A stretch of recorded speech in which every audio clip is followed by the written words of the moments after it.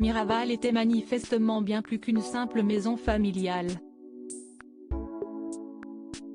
Acquise par Angelina Jolie et Brad Pitt en 2011, ce domaine situé dans le sud de la France est aujourd'hui au centre d'une nouvelle controverse. Des enquêtes réalisées par Vanity Fair US et l'Informé ont en effet récemment levé le voile sur la propriété viticole dont Angelina Jolie a revendu ses parts à un oligarque russe en 2021. Selon le média français, la vedette de Fight Club et celle de Maléfique auraient depuis tenté un dangereux coup en sous-évaluant de 21 millions d'euros la valeur de Miraval afin de réduire le montant des impôts à régler au fisc français. En 2008, Brad Pitt et Angelina Jolie tombent sous le charme du château datant du XVIIe siècle, au cœur de la Provence.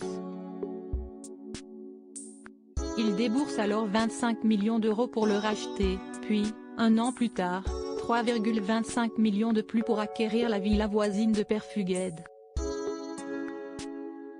Mais loin de se satisfaire de la bâtisse telle qu'elle est à l'époque, le couple phare d'Hollywood y fait 30 millions d'euros de travaux, notamment pour ajouter un hammam, un jacuzzi, une salle de sport ou encore une piscine intérieure. Le prix de la demeure augmente donc logiquement et passe à 45 millions d'euros dans les comptes de la société qui la détient, Château Miraval SA. Mais selon le calcul du tandem, leur propriété vaudrait en réalité 25,7 millions d'euros, et la villa Perfughed, seulement 2 millions.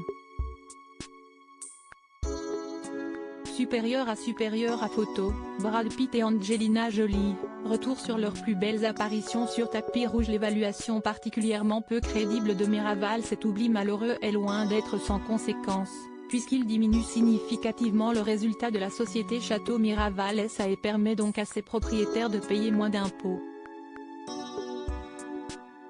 L'expertise ordonnée pour valider l'évaluation de Miraval n'a pas convaincu le fisc et CIST, pour cela qu'en 2020, Brad Pitt a saisi le tribunal administratif de Toulon, sans grand succès.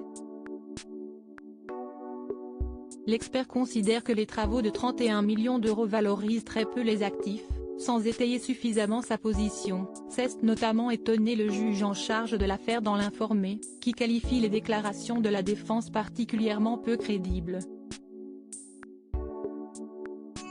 À côté de cette sous-évaluation notable, le magistrat a également noté que le loyer de la bâtisse, loué plusieurs années à divers privilégiés, a augmenté de manière importante, passant de 234 000 à 620 000 euros annuels.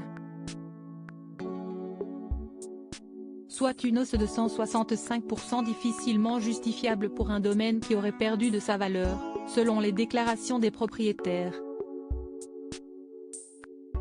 Lorsque leur divorce n'est pas au cœur des discussions, leur ex-bien commun attire l'attention. Crédit Photo, Express Syndication.